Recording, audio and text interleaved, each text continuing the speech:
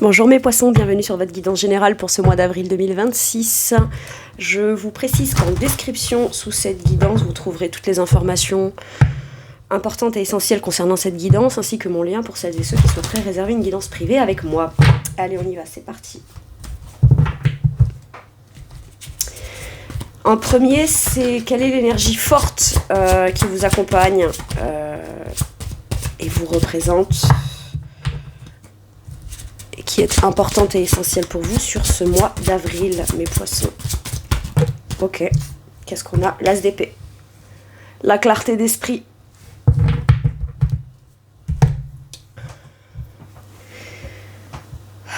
Le mois d'avril est propice pour vous à prendre conscience des choses, à les prendre en considération telles qu'elles sont de manière logique et claire pour vous.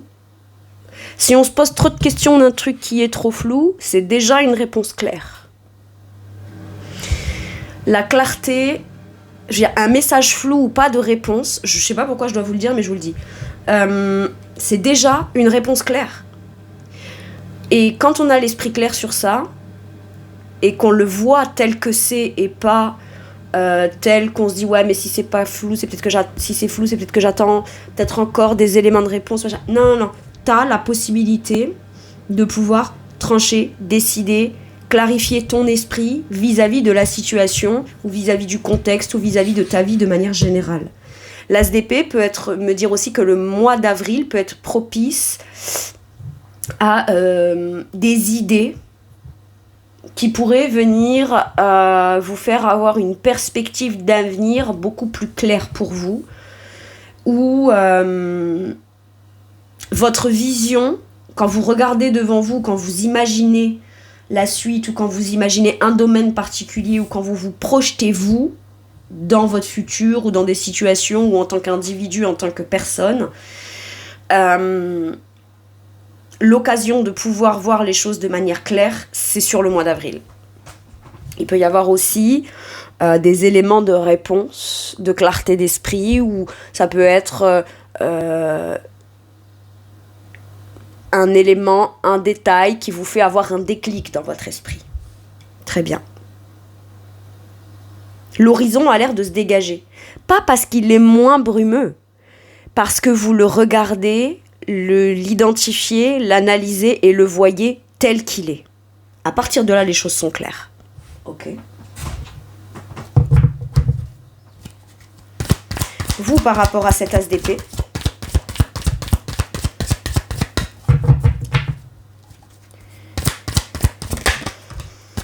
l'as de denier. À partir de là, j'investis ou je n'investis pas, j'engage ou j'engage pas, je commence ou pas, mais je ne m'engagerai qu'à la quantité, à la façon de ce qui est clair. Donc, admettons, je sais pas pourquoi, j'ai l'impression que vous partez d'un truc où vous pensiez que c'était vous le problème, c'était vous qui compreniez pas, c'était vous qui n'était pas en mesure ou en capacité de pouvoir décider. Voyez, soit vous avez cette croyance-là, soit on a tout fait pour que vous adoptiez cet état d'esprit-là. Et à partir du moment où même ça, on le comprend, à partir de là, on sait si on s'engage ou pas, on sait si on y va ou pas. Pour moi, il peut y avoir aussi une proposition qui vous est faite, ou un document qui vous est donné, ou une proposition, un appel, une communication claire, factuellement logique, où les choses, tout est dit, d'accord? Et parce que tout est dit et qu'on sait à quoi s'en tenir, dans des discussions, dans des communications, dans des annonces, dans des propositions, dans des décisions, à partir de là, on fait. Il y a les paroles et il y a les actes. Il y a la parole et il y a l'acte. Et vous ne pouvez vous engager, commencer à investir, as de denier, signer, y aller et prendre la décision d'y aller qu'à partir du moment où on sait ce qu'on va décider, et on peut savoir ce qu'on va décider que depuis l'état conscient de ce qu'est pleinement la situation. Donc, si la situation est floue, c'est clair. Ben moi, je prends un nouveau départ.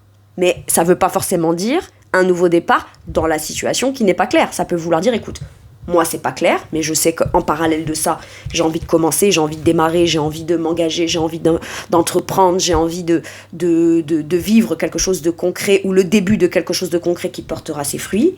Bon, bah si là, c'est pas clair, il est clair pour moi que c'est pas là que je vais investir. Maintenant, si les choses sont claires dans mon esprit, parce que ce que je constate dans la situation ou dans la direction ou dans le contexte ou dans ce que j'ai envie d'être et d'incarner, ben c'est cohérent par rapport à mon état d'esprit qui lui est clair, ben là je m'engage et je m'investis. C'est ok. C'est aussi simple que ça. Ok. On prend conscience aussi peut-être qu'on a envie de commencer à s'engager et à concrétiser, à s'investir, à pratiquer, à se faire peut-être une promesse à soi-même, de commencer à être concrètement investi d'une certaine façon, à nouveau ou de nouveau, d'une façon qui est beaucoup plus à l'image concrète de ce que vous êtes vous. L'as de denier, il peut aussi tendre une perche, mais il peut aussi recevoir la nouvelle ou la main tendue qu'il saisit concrètement. L'as de denier, c'est une promesse. Mais c'est pas juste une promesse sur le papier ou des mots en l'air, d'accord ? Il y a les mots qui sont clairs, le contrat est là, les paroles sont là. Du coup, depuis ça, on sait à quoi s'attendre, on constate les choses telles qu'elles sont. Et l'as de denier, c'est la signature, d'accord ? Donc à partir de là, c'est concret. Ok ? Donc on va commencer à faire, s'engager, pratiquer, démarrer, s'investir, etc. Concrètement, depuis un état d'esprit clair. Une clarté d'esprit. Très bien.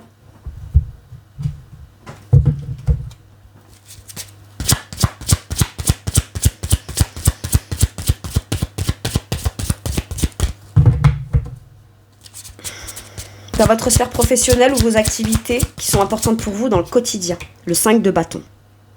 On a de la rivalité, il peut y avoir des dualités, des conflits, des conflits... des conflits.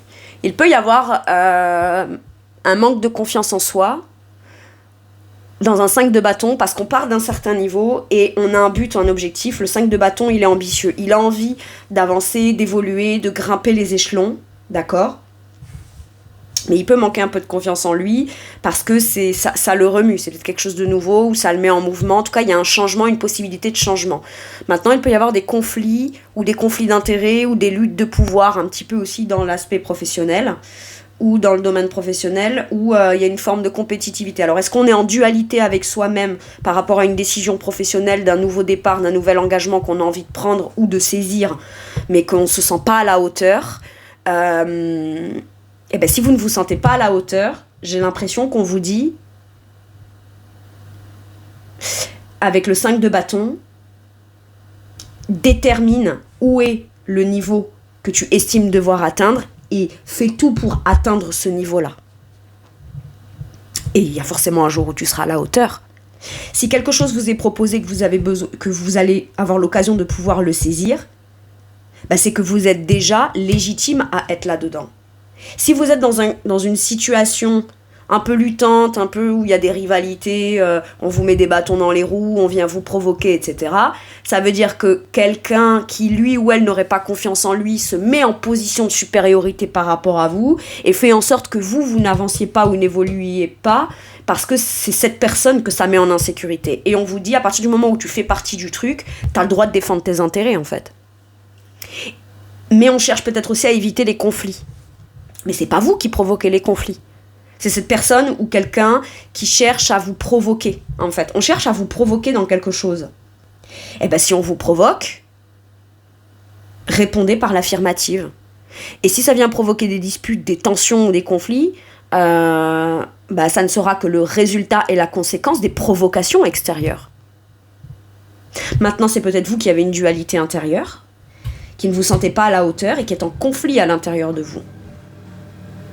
Et on vous dit de quelle façon tu vas pouvoir faire taire la part de toi qui cherche à te décourager ou qui cherche à t'amoindrir ou qui cherche à te faire te comparer aux autres et qu'une fois que tu as regardé à l'extérieur et que du coup tu compares avec toi-même, tu te dis bah moi du coup j'ai pas ma place, je serai pas à la hauteur, j'y arriverai pas ou peut-être pas ou je sais pas quoi. T'en sais rien tant que tu l'as pas tenté. Maintenant si tu vas avec l'état d'esprit de te dire j'y vais en sachant pertinemment que je vais échouer, ça c'est sûr que c'est compliqué de pouvoir arriver à un stade ou à un niveau où on va pouvoir être satisfait de soi. C'est soit un auto-sabotage, soit on cherche à vous saboter. Soit il y a des conflits dans le professionnel et on vous dit, bah écoute, s'il y a un conflit, visiblement, avec le bâton, il y a une forme de légitimité que tu es en droit de réclamer, d'atteindre, d'obtenir ou d'obtenir en réparation. J'ai un truc comme ça. Mais pour ça, ça va demander à ce que toi aussi, tu tapes peut-être du poing sur la table et que tu dises, ah c'est comme ça, moi je veux pas le conflit, mais s'il faut que j'aille défendre mes intérêts et taper du poing sur la table pour obtenir ce que je suis déjà légitime à avoir, bah j'irai en fait. Ah donc tu cherches les conflits. Non. Par contre toi tu cherches à ce que je me taise, que je m'écrase et que je ne rentre pas dans un conflit, mais la seule personne qui a à y gagner là-dedans, c'est toi. Et c'est même pas que tu gagnes, c'est que ça t'évite de me donner ce que je suis censé recevoir. C'est pas pareil. Peut-être que c'est des gens extérieurement à vous qui cherchent à vous décourager. Mais parce que si on cherche à vous décourager pour vos propres réalisations personnelles, c'est que ces gens-là, quand on les replace, eux, dans leurs objectifs, leurs buts, leurs ambitions, eux n'y arrivent pas, ou n'osent pas, ou n'ont pas le courage. Donc vous, quand vous cherchez à vouloir atteindre un but, un objectif, ou à être en mouvement ou amener du changement dans ce que vous voulez faire professionnellement dans une activité ou quoi, c'est peut-être par exemple, il y a une injustice que plusieurs personnes vivent dans un truc et vous êtes peut-être la seule personne qu'on peut plus provoquer que les autres parce que peut-être que vous vous laissez plus faire. Mais en même temps, c'est aussi... Waouh, c'est important ça. Si on vous provoque plus que les autres... c'est parce qu'on pense que vous allez plus vous taire que les autres. Donc si vous l'ouvrez et que vous allez réclamer de manière légitime ce qui vous est dû ou ce qui doit s'arrêter dans des provocations, ça veut dire que vous qui aurez tendance à plus vous taire que les autres, du coup ça peut réveiller les autres quoi. Et ouais, j'ai un truc comme ça. C'est un peu de la rébellion. Je vais me rebeller contre la part de moi qui cherche soit à m'amoindrir, soit à me faire croire que je vais pas être capable, soit si ça doit passer par un conflit entre guillemets, tous les conflits ne sont pas négatifs. Par moments, c'est même très nécessaire. Et dans un 5 de bâton, on peut se dire ouais, mais c'est le pot de terre contre le pot de fer. Sauf si t'as des éléments concrets et factuels. On te dit pas que la bataille elle va être facile, on te dit juste que ça mérite ta présence dans une persévérance et dans une défense de tes droits. Et si vous êtes plusieurs, peut-être je veux dire, voilà, la multiplication des preuves ou des justifications ou des tentatives de provocation ou d'intimidation ou je sais pas quoi, si ça a tendance à se répéter chez plusieurs personnes, vous avez beaucoup plus de poids. Après, on le fait pas pour les autres, et les autres ne doivent pas le faire pour nous, mais c'est bien de le faire déjà pour soi, mais ensemble, j'ai l'impression qu'on peut réussir à avancer. Et si vous avez l'impression de ne pas être soutenu et qu'au contraire, il y a de la concurrence ou il y a des provocations ou des choses comme ça, ça veut pas dire que parce que l'autre semble plus fort dans ses provocations que vous n'arriverez pas vous à dépasser ça. J'ai quelque chose comme ça. Ok. Ça reste fort tant qu'on ne dit rien et qu'on ne confronte pas cette chose-là. C'est tout. Il suffit juste de dire à cette personne maintenant tu vas arrêter de m'emmerder parce que si tu veux vraiment qu'on rentre en conflit, il n'y a pas de problème, je vais venir. On peut être très surpris que vous, poissons, vous réagissiez comme ça. Dire waouh, vous savez, c'est la révolte des gentils là. Ouais.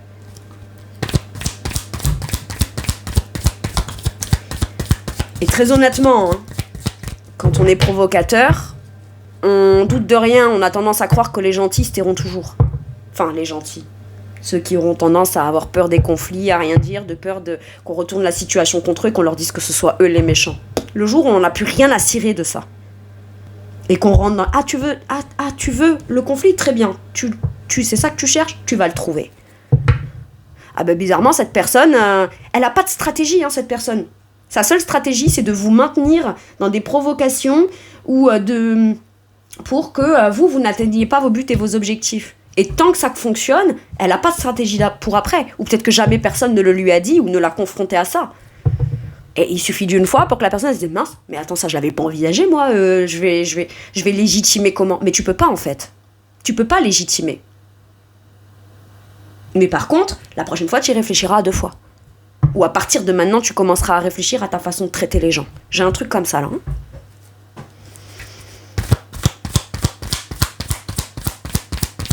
Parce que les gens qui sont extrêmement conflictuels comptent bien utiliser votre peur à vous du conflit pour continuer à vous maintenir dans un sentiment d'infériorité. C'est précisément ça, le 5 de bâton.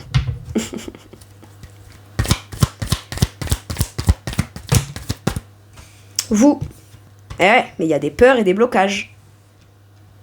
Des peurs, des blocages, on culpabilise, ou il y a des culpabilités, ou alors on se fait, depuis trop longtemps ou depuis un certain temps, beaucoup influencer par les peurs des autres. Le 8 d'épée, ça peut être plein de gens qui vous donnent plein de conseils, parce que vous avez un but, une ambition, vous voulez y aller. Eux ont tellement peur. Ah ouais, mais c'est parce qu'ils s'inquiètent pour moi. Mais quelqu'un qui s'inquiète pour toi, mais qui veut te voir heureux ou heureuse, t'accompagnera. T'aidera, se rendra disponible, comment je peux t'aider, comment est-ce que... Voilà, mais ne cherchera pas à vous dire « Ah mais t'es sûr, ah mais machin », ou alors à vous couper les ailes. J'ai l'impression que vous vous faites couper les ailes, mes poissons. Ou alors qu'on vous coupe plus les ailes, mais on vous a tellement coupé les ailes par le passé qu'aujourd'hui, vous vous assurez que vos ailes ne repoussent pas parce que... c'est symbolique, évidemment. Parce qu'au moins, s'il n'y a pas d'ailes, il n'y a rien à couper. Waouh! Là, c'est beaucoup de peur, beaucoup de blocage, mais c'est du mental. Il y a des peurs et des culpabilités. Oui, mais ça me bloque. Oui, mais là, je peux pas. Oui, mais un tel est plus fort ou plus forte que moi. Oui, mais moi, là, j'ai l'impression de pas être assez compétent ou compétent. Oui, mais machin, et si, et si, et si. Vous voyez? C'est ça. Mais c'est une impression de blocage. J'ai l'impression que vous voulez prendre un nouveau départ professionnel ou aller vous saisir d'une occasion d'un nouveau contrat, d'un nouveau poste ou d'un ailleurs ou je sais pas quoi. Vous avez une réponse qui est favorable, il y a l'occasion concrète qui se présente, vous avez très envie de la saisir ou vous de mettre en place quelque chose dans une activité peut-être en tant qu'indépendant et de prendre cette décision-là, mais vous savez que ça va être luttant et une bataille par rapport à peut-être un conflit avec une hiérarchie que vous avez déjà, on peut facilement vous faire culpabiliser, etc. Ou alors, vous n'êtes pas engagé quelque part où on ne peut pas vous faire culpabiliser et vous voulez un nouveau départ professionnel et vous avez énormément de peur, de compétences ou d'incompétences pour pouvoir lancer votre propre activité. La peur n'empêche pas le danger. Donc oui, c'est risqué, oui, on prend des risques. Mais tu ne pourras savoir si tu es à la hauteur ou pas qu'en y allant. Et puis même si, admettons, t'échoues, que t'avances pas aussi vite que ce que tu penses que tu dois avancer ou ce que t'aimerais avancer, etc., ça veut pas dire que t'es pas à la hauteur, ça veut juste dire que bah c'est cool, t'as beaucoup de marge de progression en fait. Mais peut-être qu'on vous met une pression mentale, ou vous mettez une pression, où il y a des échéances, il y a des blocages, il y a des culpabilités, ou alors beaucoup de gens vous donnent de conseils qui vous influencent dans un aspect très anxiogène, angoissant, et on essaye de se convaincre que c'est pour nous aider, ou parce qu'on s'inquiète pour nous, quoi, alors qu'en vrai, la seule et unique personne que ça concerne dans cette situation professionnelle, c'est vous, en fait, donc on a beau s'inquiéter de tout ce qu'on veut pour vous, à un moment donné...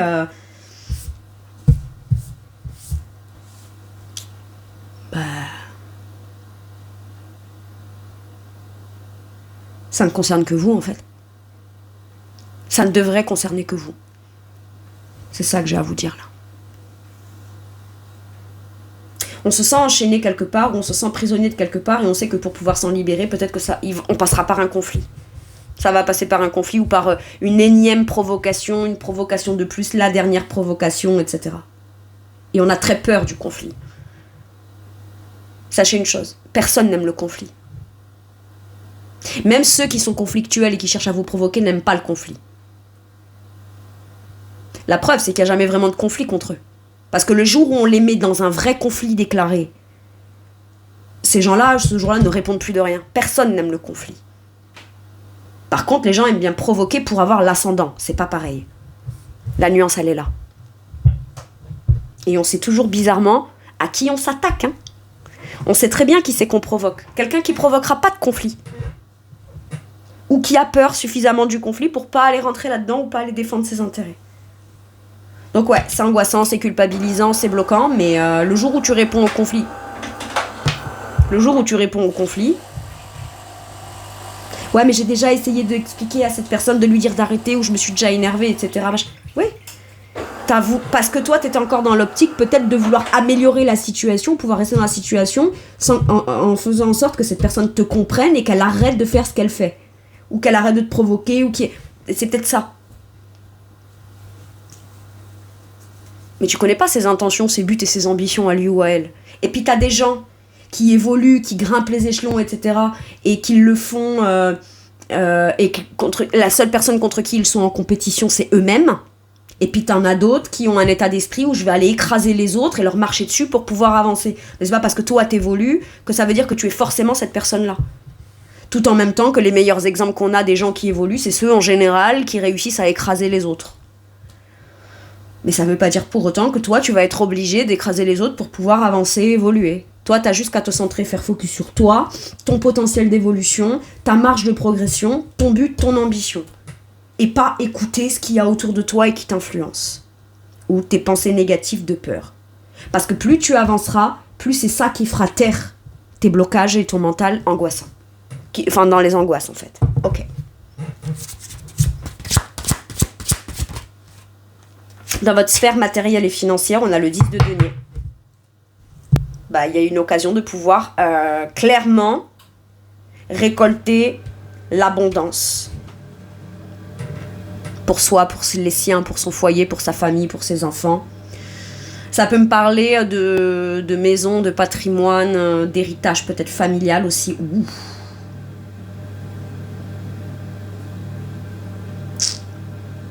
Mais un 10 de pentacle, que ce soit que cet argent-là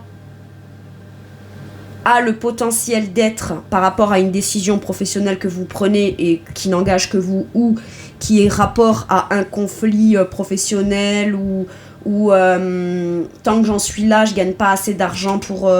voilà. Vous savez par quoi vous devez en passer pour pouvoir récupérer, avoir, obtenir cette somme d'argent qui a l'air d'être assez importante. Alors, je peux pas dire un montant parce que le côté important du montant, ça dépend de la situation de chacun, mais qui va pouvoir permettre de venir ramener un sentiment de sécurité, d'abondance et de bien-être à tous les niveaux, matériellement, financièrement, et donc dans sa famille, dans son foyer, ou vis-à-vis de ses enfants, ou dans son quotidien là. Maintenant, c'est peut-être aussi une somme d'argent qu'on reçoit, qu'on va aller investir dans un truc qui grandira matériellement et financièrement au fur et à mesure du temps et des années.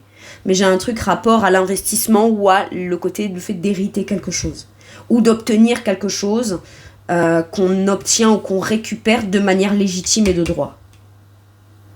Mais on nous parle d'un potentiel ou d'un événement qui amène l'abondance dans le foyer ou dans votre vie matérielle et financière. Ok. Vous, par rapport à ça, le pendu, il y a un blocage. Si vous n'osez pas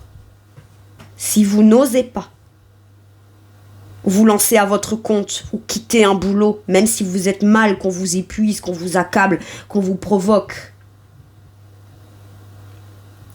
c'est parce que vous vous sacrifiez pour votre foyer, votre famille. Si vous êtes dans pour certains et certaines, vous avez de l'abondance matérielle et financière. parce que vous avez choisi une voie ou une profession, vous avez fait des études. C'est comme, je sais pas, on est avocat de père en fils, quoi. Et vous ne pouviez rien faire d'autre que du droit, en fait. Voilà, c'est ça. Alors oui, il y a l'abondance.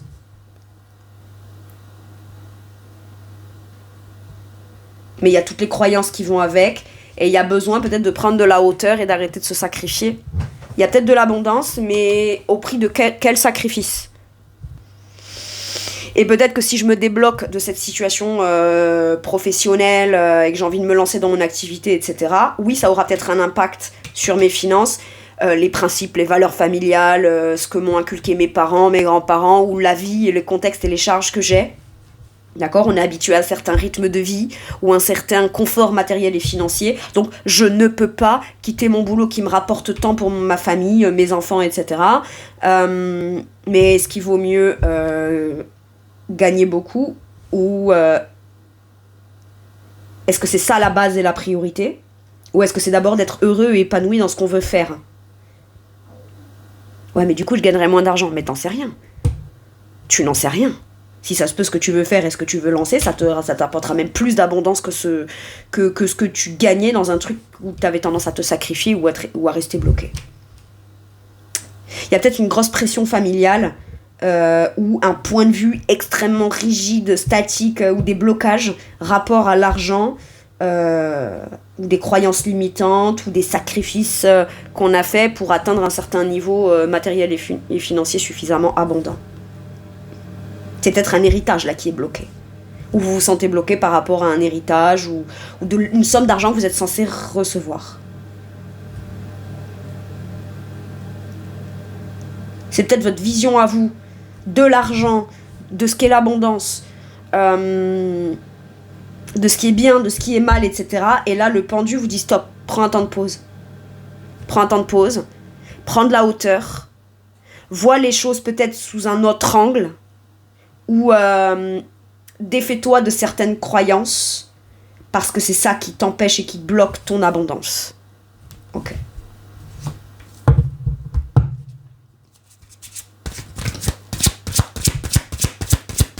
On se sent bloqué peut-être aussi. Je peux pas partir, je peux pas divorcer, je dois rester là et penser à mon foyer, ma famille, mes enfants, et l'argent, ce qui me retient, machin. Bah, c'est ce qui vous retient quelque part et qui vous fait le plus peur de partir, c'est rapport au financier.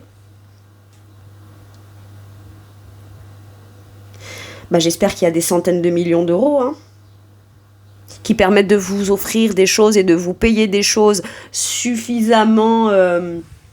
Bon, faut peut-être pas des centaines de millions d'euros, j'exagère, mais... J'espère que l'argent que vous avez et que vous dépensez vient largement surcompenser tout l'émotionnel qu'il n'y a pas. Je suis pas sûre de ça. Je suis vraiment pas sûre de ça. Même s'il y avait des centaines de millions d'euros. Parce que quand on est malheureux, on est malheureux. Bon, après, je vous accorde que quand on est malheureux, c'est beaucoup plus facile de pleurer dans une Ferrari que sur un vélo. Ça, c'est ce que je crois, moi. L'argent fait pas le bonheur, oui, bon, ça, c'est certainement des gens qui ont jamais galéré financièrement qui disent ce genre de phrase. L'argent fait pas le bonheur, tu sais, oui. Mais quand t'es malheureux, tu peux te payer des thérapies, tu peux te payer des petits voyages, tu peux aller... t'as les moyens de prendre ta voiture et d'aller faire 50 km pour pouvoir aller même faire une randonnée ou aller te promener dans la forêt avec tes amis. Si t'as pas un rond, bon, c'est compliqué de mettre rien que 10 balles dans ton véhicule pour même aller faire une randonnée, quoi. Hein, voilà. Donc, l'argent ne fait pas le bonheur. Mais quitte à vouloir faire une randonnée, les pauvres, eh ben, ils ont qu'à y aller à pied à leur randonnée. Mais c'est tellement facile. Toi qui prends un hélicoptère pour aller faire tes courses. Et qui fait même pas tes courses tout seul d'ailleurs. Bref, j'exagère un peu le trait, mais quand même. Mais quand même. Il y a un blocage ou un sacrifice par rapport à du matériel et du financier. Ce qui ne veut pas dire que le jour où on se débloque, on conservera pas ou on ne réatteindra pas. Moi, je vais vous dire, là, l'argent, ça va, ça vient, mes poissons. L'argent, ça va, ça vient. Mais le bonheur, la joie, l'harmonie, l'épanouissement, la légitimité, la reconnaissance de sa propre valeur personnelle, ça s'achète pas. Certes. Donc vous pourriez créer ça ou obtenir ça ou conscientiser ça et le faire par vous-même pour vous-même et avoir tout le loisir d'une abondance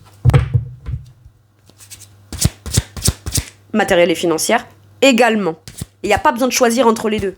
C'est soit je suis heureux ou heureuse, soit j'ai de l'argent. Non, les deux sont possibles.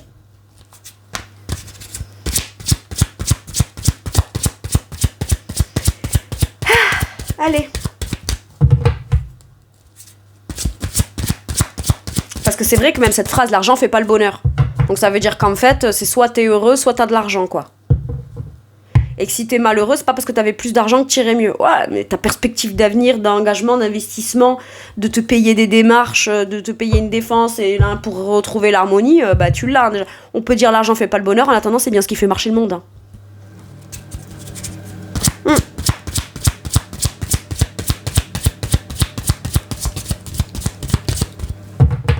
Bon. Dans votre sphère spirituelle et monde intérieur, le 2 de denier. On est complètement déstabilisé intérieurement, mais vous savez pourquoi ? Parce que la première et seule chose qu'on ne prend pas en considération concrètement de manière prioritaire, c'est soi-même.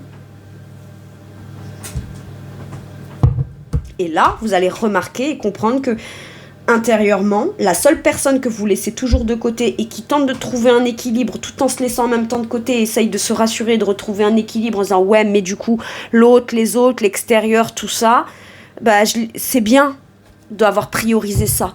Donc, je peux me trouver un équilibre là-dedans. Non. Et ça, tu t'en rends compte en fait.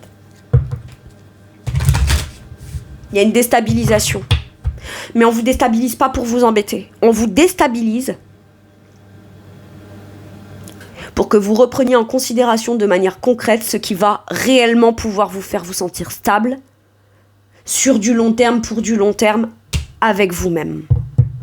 Ok. Et c'est pas parce qu'on a eu certaines croyances jusqu'à maintenant, ou qu'on s'est considéré ou pris en considération prioritairement jusqu'à maintenant, ou pas, que du jour au lendemain, on n'a pas le droit de faire d'un tout autre choix.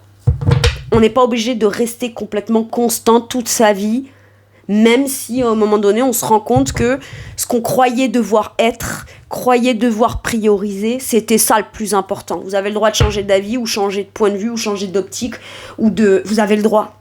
Oui, c'est déstabilisant. Mais par moment, si on veut vivre autre chose, c'est une étape oblige.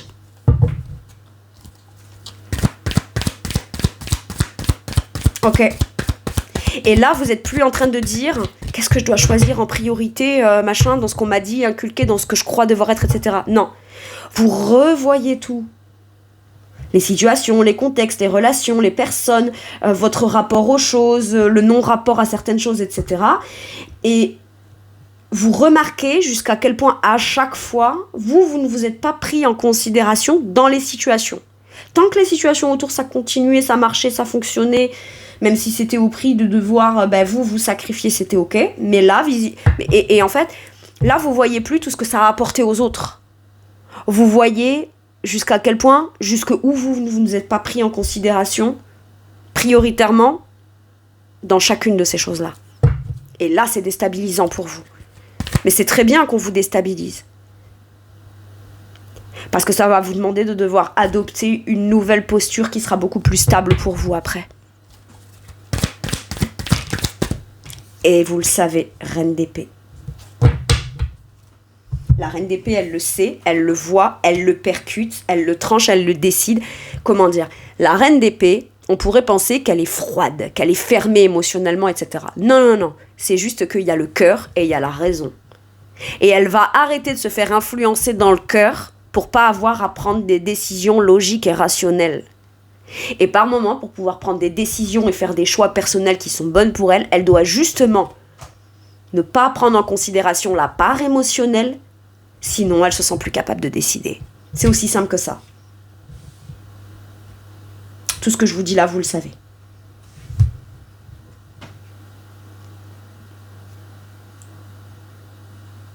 on se sent peut-être déstabilisé et on va aller s'adresser à quelqu'un qui n'a pas un autre point de vue que vous, mais un regard peut-être objectif, qui soit ne vous connaît pas ou connaît pas tout, ou pas tous les détails, ou alors quelqu'un que vous connaissez qui sait, mais qui n'a pas sa langue dans sa poche et qui vous dira clairement les choses telles qu'elle les voit. Et c'est pas pour vous faire mal et c'est pas pour vous blesser, ça pourrait vous déstabiliser, mais c'est honnête. C'est factuellement objectif, logique et bien analysé. Donc ça peut être une psy, ça peut être une thérapeute, ça peut être un conseiller ou une conseillère, ça peut être un avocat ou une avocate, c'est factuel. Voilà, c'est factuel. Et si c'est pas quelqu'un d'extérieur à vous, cette reine d'épée, c'est vous.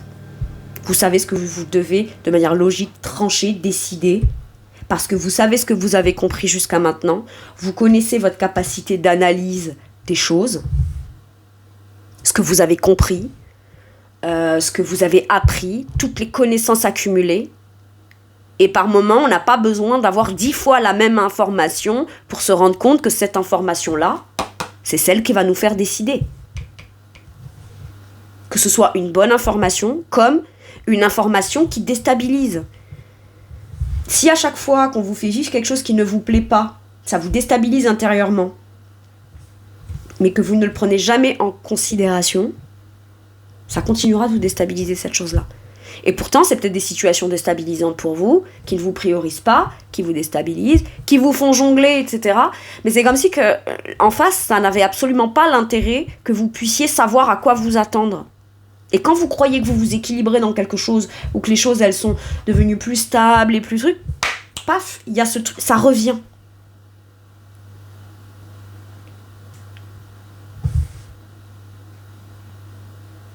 Et pourquoi vous n'auriez pas le droit à la sûreté, la certitude, la stabilité, vous choisir vous, et arrêter de perpétuellement devoir jongler, marcher sur des œufs, prendre la température. Vous savez ce que vous voulez, ce que vous ne voulez plus. La reine d'épée, elle a une vision claire sur le long terme de son avenir.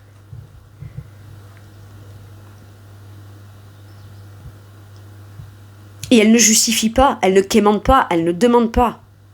Elle sait, elle conscientise, elle sait, elle en tire les conclusions, elle tranche et elle décide. Peut-être en expliquant, peut-être sans un mot. Parce qu'il est peut-être plus le temps de essayer de trop négocier avec l'autre ou avec les autres.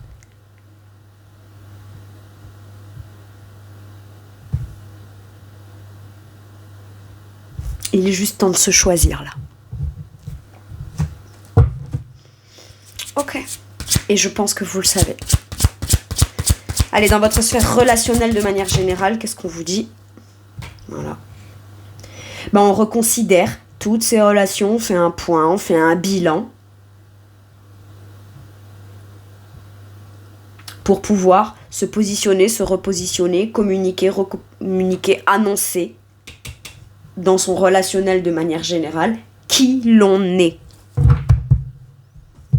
Et on ne cherche pas à convaincre pour plaire. On est ce qu'on est, authentiquement. Et la reine d'épée, elle n'explique plus dans les moindres détails le pourquoi, du comment, de ce qui l'a mené à ci, à ça, à croire que dans son passé, puis qui finalement c'était pas ça et comment elle est aujourd'hui maintenant.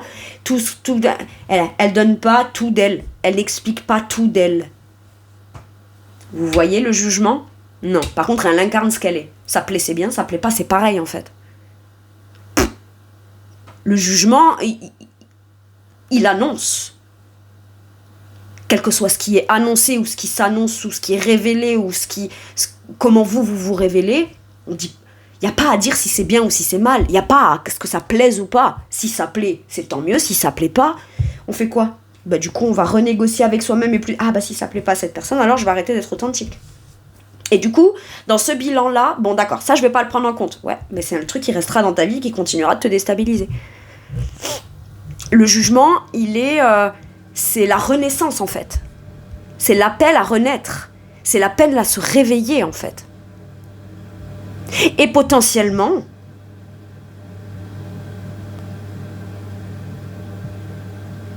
ça va réveiller les autres aussi.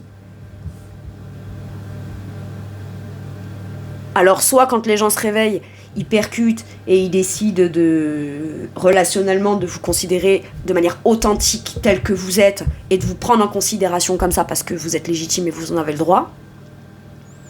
Soit ils n'obtiendront plus le meilleur de vous sans que eux n'aient quoi que ce soit à remettre en question. Et ouais. Parce que à chaque fois que quelqu'un ne se remet pas jamais en question, vous, c'est l'entièreté de votre personne que ça vous coûte.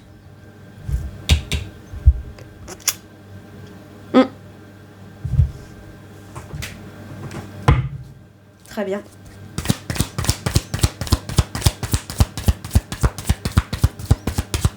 Et à chaque fois que vous vous remettez en question, vous, c'est toujours l'intégralité de tout, l'entièreté de qui vous êtes que vous remettez en question. Eh, ça va aller 2 secondes, là. Ça suffit. J'ai l'impression que ça suffit. Il peut y avoir une rencontre ou un appel, ou rencontrer quelqu'un qui vous dit quelque chose ou vous annonce quelque chose, ou dans ce qu'est et incarne cette personne, c'est hyper révélateur pour vous, quoi. C'est presque genre, vous savez, on se dit, waouh...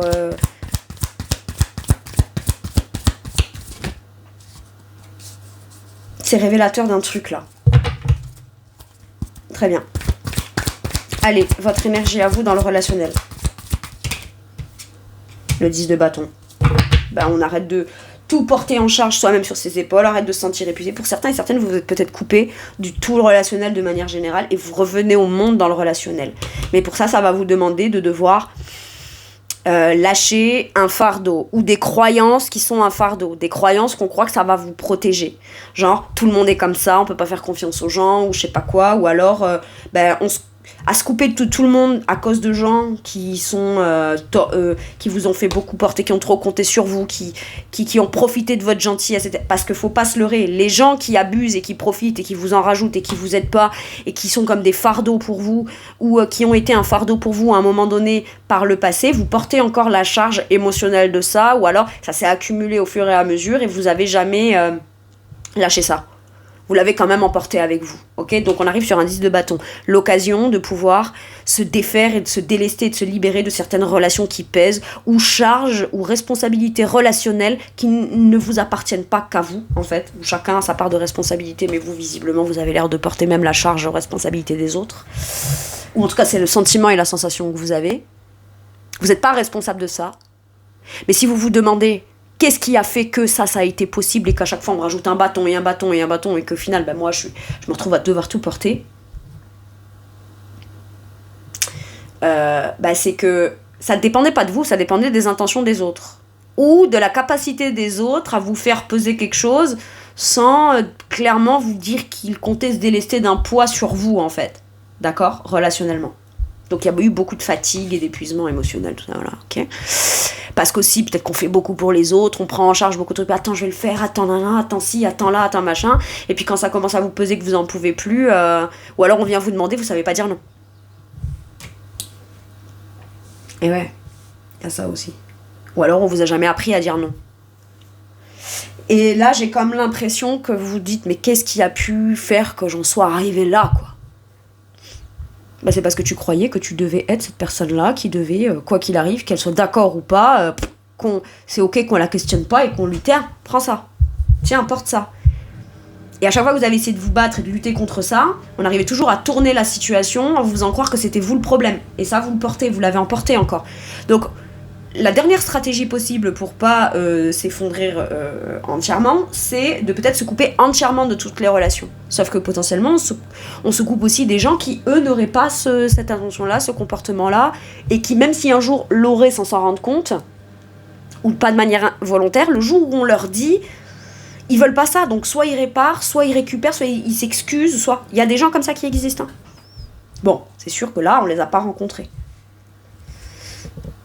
Ou pas toujours, en tout cas. Mais le 10 de bâton, c'est la fin d'un épuisement, la fin de je porte tout. Relationnellement. Maintenant, ça peut être aussi une solitude du coup qui commence à peser, parce que la solution, c'est pas soit je suis dans le relationnel avec les gens, je relationne avec les gens, je communique avec les gens, et à ce moment-là, je dois tout accepter. Soit, bah, si je suis pas prête à accepter la part de ce qui me convient pas, je me coupe totalement du relationnel. Parce qu'à ce moment-là, je peux vivre une solitude relationnelle qui me pèse. La seule solution, c'est de vous positionner authentiquement, vous ouvrir aux relations, mais de filtrer qui rentre et qui rentre pas, c'est tout. Et s'il y a quelqu'un qui est rentré, qui vous a fait peser à un moment donné, vous êtes en droit de dire, tiens, tu prends ton manteau, tu prends ton sac, tu prends ta merde et tu dégages. Ah mais pourquoi ? Ben parce qu'en fait, non. Voilà, tu me fais trop porter le truc. Et moi, c'était clair dès le départ. Je ne veux plus porter quoi que ce soit qui n'est pas de ma responsabilité. Ce qui ne veut pas dire qu'on n'est pas dévoué, ce qui ne veut pas dire qu'on ne peut pas rendre service, ce qui ne veut pas dire... Mais on sait à qui on le fait. Et on sait surtout qu'on le fait auprès de gens qui ne vont pas abuser. C'est tout. C'est tout. Mais là, il y a un épuisement relationnel. Et on a beaucoup porté. Hein. Maintenant, ce qui vous épuise, c'est peut-être aussi de continuer d'entretenir des relations et de porter des relations à bout de bras, tout en même temps que les gens ne se remettent pas en question, ou les gens n'essayent pas de comprendre comment être avec vous pour que vous n'ayez pas tout à porter. Mais qu'est-ce que c'est ? Si ces gens-là, eux, ils sont légers, juste, ou peuvent s'autoriser à être légers, et à être libérés de certaines responsabilités, etc., parce que vous les prenez en charge. Ces gens-là ont complètement raison de continuer de vous côtoyer. Hein. Et ouais. C'est comme un enfant qui fait des caprices, en fait. Si quand il fait un caprice, il obtient ce qu'il veut, bah lui, il va retenir quoi ? Consciemment ou inconsciemment ? Quand on se met à terre et qu'on hurle et qu'on se roule et qu'on je sais pas quoi, on finit par obtenir le truc. Mais l'enfant a complètement raison de continuer de le faire, puisque comme ça marche. Est-ce que ça lui rendra service sur du long terme plus tard ? Je ne suis pas sûre. Est-ce que ça rendra cette personne heureuse ? Je ne suis pas sûre. Plus tard. Je suis pas sûre. Mais ça marche. Ou ça finit par marcher. Donc à partir de là, ce n'est pas de votre faute que la personne se comporte comme ça. Par contre, il est de votre responsabilité de ne plus le tolérer à un moment donné. Et il n'est jamais trop tard. Même à un enfant. Attends, pendant 10 ans, j'ai fait des caprices. Aujourd'hui, tu me dis non, mais c'est quoi ton problème ? En fait, je t'explique, mon chéri ou ma petite chérie. J'ai fait une grave erreur de céder à chacun de tes caprices. Donc maintenant, certes, tu vas peut-être être malheureux un temps ou avoir une sensation d'être malheureux un temps ou malheureuse un temps parce que maintenant je vais te dire stop. Mais à terme, t'en découvriras les bienfaits pour toi et tu en comprendras le sens de pourquoi c'est vital pour moi de dire non maintenant. Ce qui ne veut pas dire que je te dirai non à tout perpétuellement. Mais quand on sera revenu à quelque chose de beaucoup plus juste et beaucoup plus équilibré, respectueux et conscientisé et de responsable en tant qu'individu chacun. Alors déjà, si des enfants qui, eux, n'ont pas fini d'être formés, d'accord, et qu'on les élève, etc., et que, voilà, si des enfants, c'est pas de... On se dit, bon, bah quand même, voilà, bah, oui, voilà, faut les élever, faut les éduquer, faut savoir leur dire non, en fait, faut leur mettre un cadre et des limites. Vous n'allez pas me dire que quand c'est des relations d'adultes, chacun peut pas être en mesure de prendre sa part de responsabilité. Ah, mais moi, je sais pas, je fais pas ça, les papiers. Ah, ben moi, je fais pas ça, je sais pas faire. Ben, tu vas apprendre, mon petit pote, en fait. Et pourquoi maintenant j'apprendrai, en fait ? Et pourquoi pas ? Et pourquoi moi, je devrais continuer à porter en charge, en poids et en responsabilité ce que toi, tu décides de ne pas vouloir apprendre ? C'est pas de ma faute si on t'a mal éduqué ou si on t'a pas appris. Tu veux que je t'apprenne ? Ah, bah non, je préfère quand c'est toi qui le fais. Ok, très bien, bah retourne chez ta mère. Par exemple. Ou chez ta sœur, ou chez ta cousine. Voyez ? Ah ben t'es pas gentil. Alors non, c'est pas que je suis pas gentil, c'est que... je suis pas obligée de dire oui à tout, ce qui viendrait conclure que c'est ça être gentil ou gentil en fait. Ça n'a rien à voir. Par contre, c'est ce qu'on a longtemps fait croire. Hein. Allez, un dernier message ou dernier conseil pour vous. L'avion en papier. Je suis libre de réaliser mes souhaits. Voilà. Envole-toi, petit papillon. La numéro 20, le jugement. Je suis libre de réaliser mes souhaits. T'as pas le droit de prendre une décision personnelle, parce que comme on vit ensemble, ça me concerne aussi. Ouais. Ok. Est-ce que je dois te demander la couleur des sous-vêtements que je dois porter aussi? Puisqu'on vit ensemble. Oui, mais si tu échoues, c'est tout notre foyer que tu mets en péril. Ou c'est tout... D'accord. Ben, vu que t'es mon partenaire et t'es censé être mon compagnon, est-ce que tu veux pas essayer de voir comment on peut mettre en place mon projet pour que moi je puisse être heureux, épanoui, évoluer et puis au cas où, ben, pour pas échouer, comment est-ce que toi tu peux prendre en charge des trucs ou me soutenir ou trucs pour que ben moi je puisse rapidement pouvoir atteindre un niveau qui pourrait faire que s'assurer que ben c'est comme ça qu'on échouera peut-être pas ou que j'échouerai pas ou que j'obtiendrai les choses comme j'ai envie de les obtenir ou au niveau auquel je vais les obtenir. Et puis ben toi t'es censé m'accompagner, m'aider, m'élever, etc. Mais la question se pose à savoir si les gens ou si une personne en particulier veut vraiment votre bonheur en fait. Je sais pas. Je ne sais pas. Ça, il n'y a que vous qui pouvez y répondre. Ben voilà mes poissons. Donc l'avion en papier, hein, je suis libre de... Vous êtes libre de réaliser vos souhaits. Voilà. À votre façon, depuis qui vous êtes, etc. De toute façon, ça prend rien à personne. Hein. Ça n'enlève rien à personne. Hein. Ça vous apporte juste à vous. Et visiblement, ça a l'air d'être un scandale. Bref. Soyez scandaleux ou scandaleuse. Je vous fais tout plein de gros bisous, mes poissons. Prenez bien soin de vous et à bientôt pour une nouvelle guidance. Merci, au revoir.